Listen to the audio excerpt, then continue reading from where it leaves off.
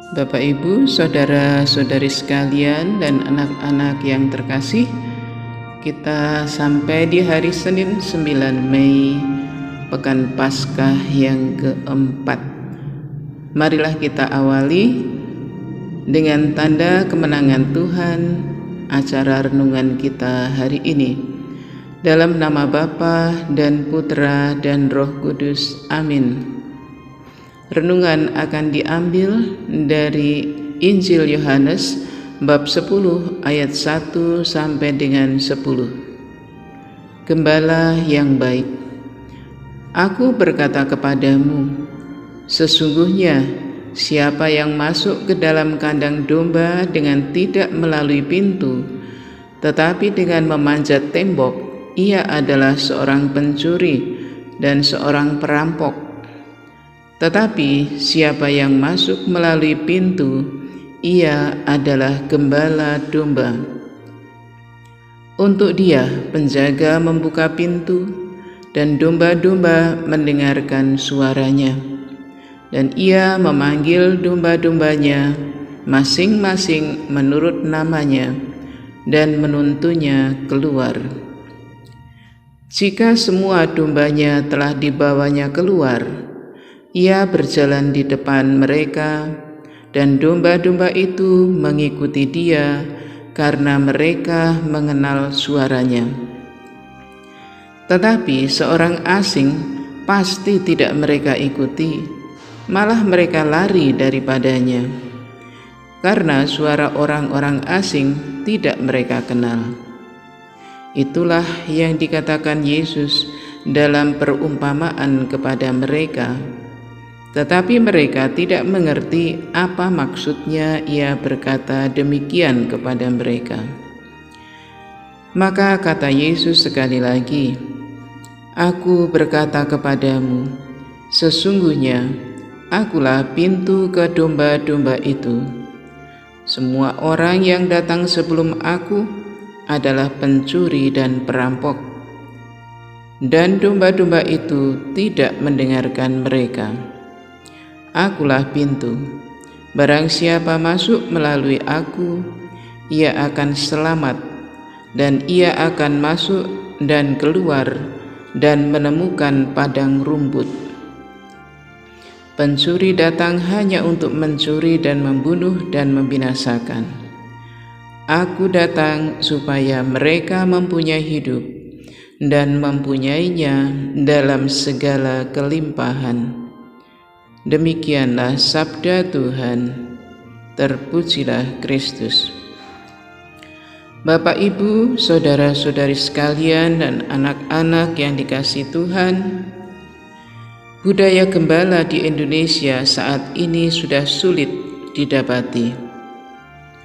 Dulu ada film cowboy, gembala sapi, yang menggembalakan sapi-sapi di padang rumput melawan musuh-musuh serigala misalnya. Ada juga lagu Aku Ini Si Gembala Sapi, ya. Kini sapi, kambing, dan sebagainya lebih dilihat segi komersilnya.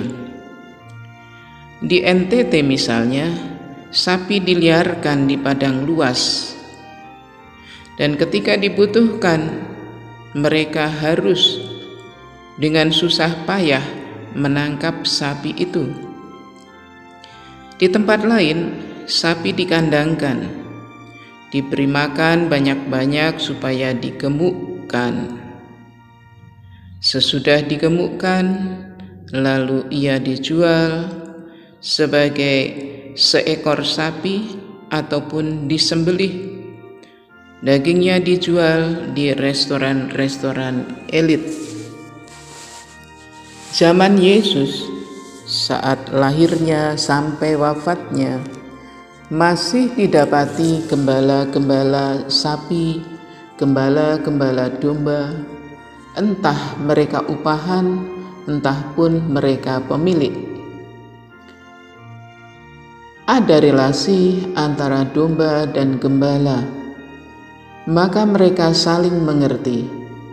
Gembala mengerti dombanya, domba mengenal gembalanya, dari suaranya, dari langkah-langkahnya, dan sebagainya. Kiranya relasi yang akrab inilah yang dikehendaki terjalin antara Allah dan umatnya. Umatnya mengenali suara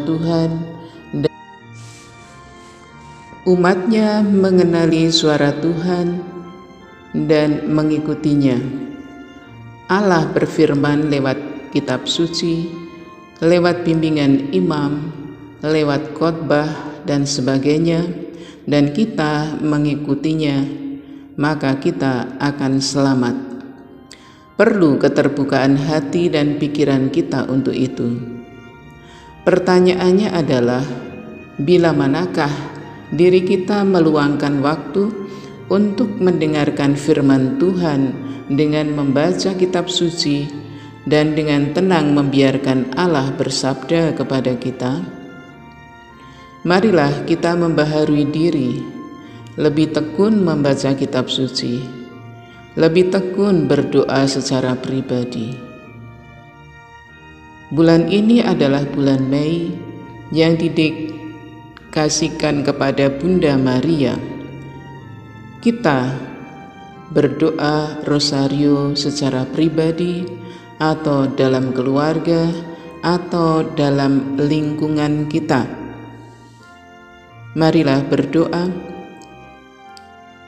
Tuhan Allah kami, ajarilah kami menjadi murid-murid Tuhan yang mau bertekun membaca firman-Mu dan menjalin relasi yang akrab denganmu, dengan doa-doa kami khususnya.